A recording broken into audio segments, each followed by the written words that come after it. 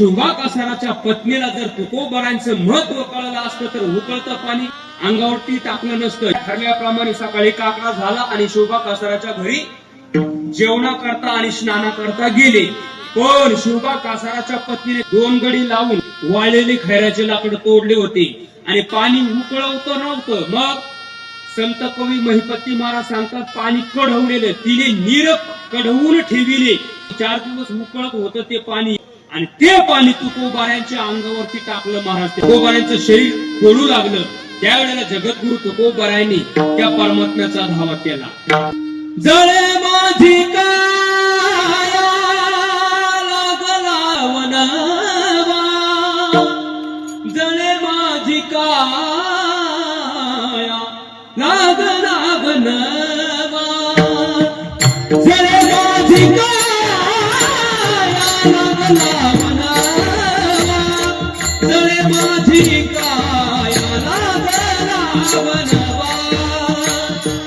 महाराज ज्या वेळेला तुकोबारांच्या अंगावरती शोभा कासाराच्या पत्नीने उकळतं पाणी टाकलं ना, त्यावेळेला तुकोबारांच्या डोळ्यामध्ये अश्रुधारा वाहू लागल्या.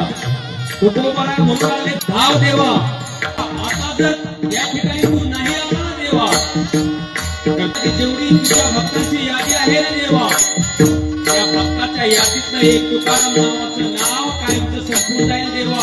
म्हणून त्या ठिकाणी जगद्गुरु तुकोबाराने देवाचा दावा केला.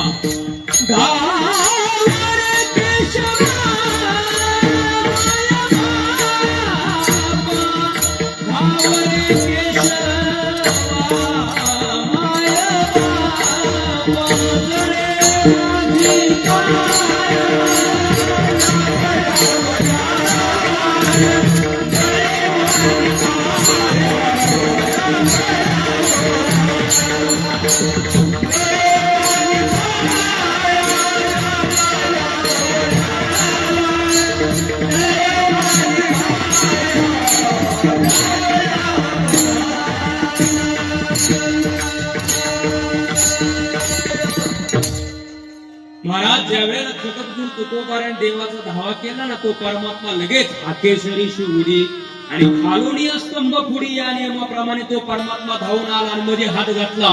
अतिशय उकळतं पाणी असलेलं ते एकदम शीतळ झालं, थंड झालं आणि मग सर तुकोबाराने लाईफ बॉय लावून आंघोळ केली. म्हणजे मला सांगण्याचं तात्पर्य काय आहे, शोभा कासाराच्या पत्नीला जर तुकोबारांचं महत्व कळलं असतं तर उकळतं पाणी अंगावरती टाकलं नसतं.